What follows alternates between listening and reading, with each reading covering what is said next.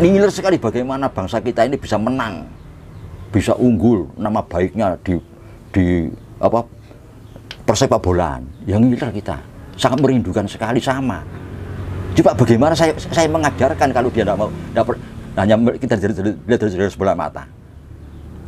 Para atlet sepak bola, para atlet lompat tinggi, lompat garang dan sebagainya itu tidak mau. Nah itu, bagaimana kita merayu?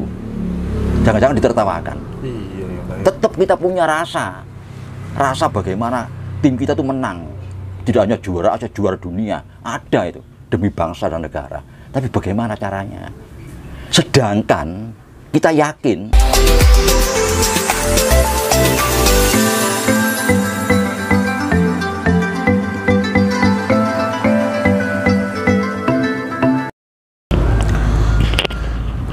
Baik Mbak Gatot, kita lanjutkan dengan sesi tanya jawab. Saya itu kan pengen mendidik adik-adik anak saya menjadi seorang atlet gitu. Nah, kapan hari saya melihat tayangan Mbak Gatot yang kupas di salah satu video itu, kalau pengen kuat rahasianya ada di olah nafas, dan itu seluruh pencaksilat Indonesia, berbagai macam jenis pencaksilat tuh punya semuanya rahasianya itu. Sehingga kalau kemudian atlet-atlet pengen juara, mengangkat harkat dan martabat bangsa, salah satu opsinya adalah dengan menjadi anggota resmi karate itu. Nah, gimana itu Mbak penjelasan detailnya, yang detail gitu Mbak? Begini, karena saya sebutkan bahwa kalau karate itu sumbernya kan di Jepang, Jujutsu, karate. Kalau kungfu itu sumbernya di Cina. Kalau kempo di Korea, taekwondo Korea. Nah, terus Thai boxing itu Thailand. Ya. Nah, mereka itu gudang-gudangnya bela diri. Kalau Nusantara itu pencaksilat. Pencaksilat. Ya, jadi Asia Tenggara itu pencaksilat. Indonesia, Brunei, Malaysia, Thailand, Myanmar itu pencaksilat. Itu khas bela dirinya. Dan semua bela diri itu punya latihan untuk memperkuat fisik. Punya latihan khusus yang dan milik khusus dari perguruan itu untuk melatih kekuatan dan kelincahan. Nah, baik kuat di dalam memukul, menendang, juga kuat menahan pukulan. Nah, jadi karena itu diajarkan di dalam setiap aliran bela diri. Nah, pelajaran ini bagi perguruan merupakan rahasia.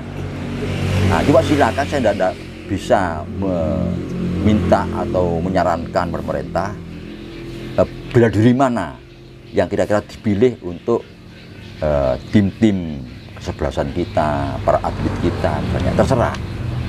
Kalau silat itu sumbernya di sini, di Indonesia, tidak silat itu.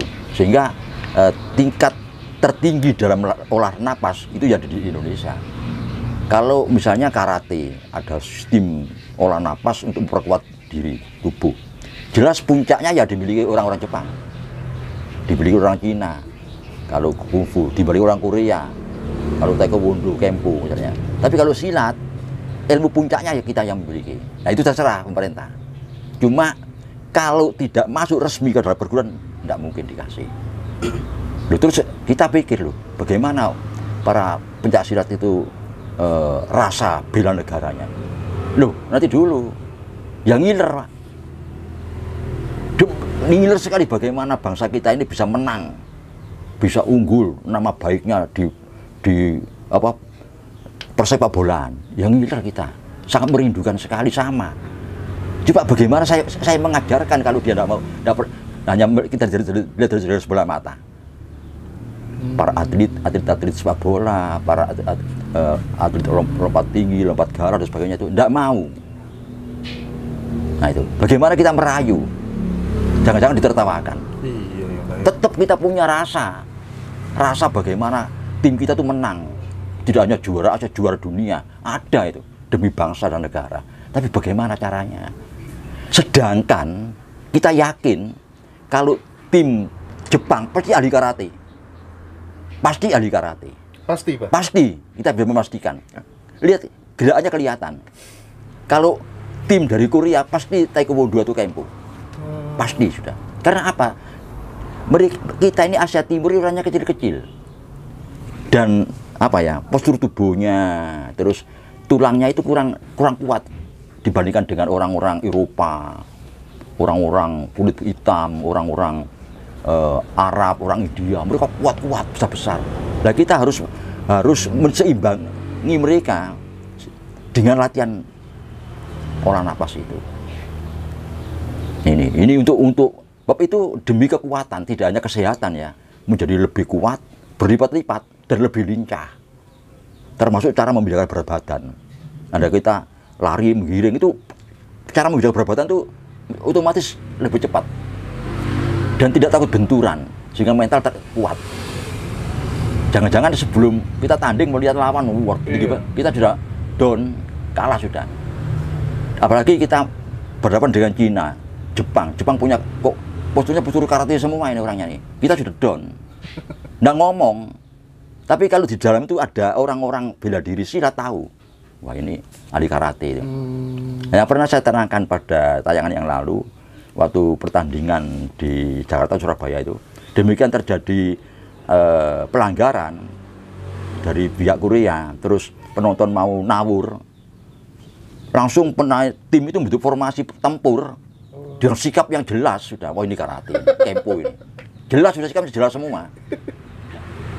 Jadi memang dia ahli. Iya. Dia tidak takut ya, gitu loh. Nah ini yang tidak kita miliki. Nah bagaimana bisa kita berhadapan tim kita dengan mereka? Dengan orang Cina, Jepang, Korea, Thailand. Mereka belajar gitu semua. Nah kita enggak. Ini yang kalau kok demi bahasa dan negara kok Anda tidak mengajarkan lu nanti dulu mau PSSI mendengarkan omongan saya ini percaya Pak ini tuh kalau saya memberi keyakinan yang amat sangat jangan-jangan kita dipamri. Nah ini Tapi kalau misalnya ngasih tanpa harus jadi anggota mereka nggak akan mau, Pak? nggak mau, nggak bisa. Kenapa, ini Pak? rahasia, iya harus masuk. Oh. Sejak muda masuk misalnya. Dan itu pun ketika pemula nggak akan dikasih? Enggak, menunggu sekian tahun. Dia sesuai dengan tahapan-tahapan di situ. Demikian juga karate juga begitu. Dan langsung dikasih. Sekian tahun baru dikasih. Termasuk cara heningnya, jadi tenang. Ada itu gandeng antara hening dengan olah napas berpasangan. Jadi ada ketenangan di situ. Ada kewaspadaan bertambah. Dan percaya diri itu jelas, itu percaya diri itu gitu. Iya. Berarti kalau misalnya ada teman-teman yang ingin mendidik anak-anaknya bercita-cita pengen jadi atlet nasional membawa nama baik Indonesia begitu, cara paling masuk akal adalah memasukkan anak itu dulu ke entah itu karate atau kemudian pokoknya pencak silat yang ada di Indonesia gitu ya, Pak? Iya. Termasuk atlet itu permainan lompat gala, lempar lembing, lari cepat, permainan termasuk poli. Bahwa net itu ukuran Eropa. Nah kita kan doang ini, mereka enak lap, ngeblok nggak berani, potong ini. Tapi kalau kita punya kekuatan berani dia, mereka hitung-hitung. Terus ini punya kekuatannya hitung-hitung mereka malah takut. Ini. Oke, Bah, pertanyaan terakhir barangkali. Iya. Ini dari teman-teman. Sebenarnya harta karun Bung Karno itu ada apa enggak, Mbah Gatot? Ini di masyarakat kok selalu muncul. Iya. Dan ini yang saya prihatin itu ya kemunculan itu pada saat-saat tertentu. Sepanjang dengan Bung Karno masih hidup itu dalam keadaan tertentu. Kalau keadaan itu tenang, ya, tidak ada masalah apa-apa, itu tenang. Tidak muncul itu berita seperti itu. Demikian kita ini goyang, itu muncul. Nah ini, lah kemunculan ini apa untuk menghibur, ya itu, ataukah justru untuk mengalihkan? Mengalihkan ini bisa positif, bisa negatif. Lah ini yang kita khawatirkan. Ini. Oke, Mbak Gatot, barangkali ada statement terakhir yang ingin disampaikan kepada teman-teman semuanya. Monggo sebelum kita tutup. ya tetap itu kerukunan bangsa supaya lebih tanggap, tambah dekat kita dengan penghujung kemakmuran yang kita idamkan, tambah berat kita menghadapi benturan-benturan perpecahan yang dilontarkan oleh bangsa-bangsa dari luar yang tidak menghendaki kita ini makmur. Nah, itu yang penting, karena semua hitungan menurut ya fakta yang ada, kita ini sudah menjelang ke pintu gerbang kemakmuran. Itu aja. Oke. Terima kasih banyak Mbah Gatot. Assalamualaikum warahmatullahi wabarakatuh. Rahayu, rahayu, rahayu Sagong Dumadi. Daerah iki Mas.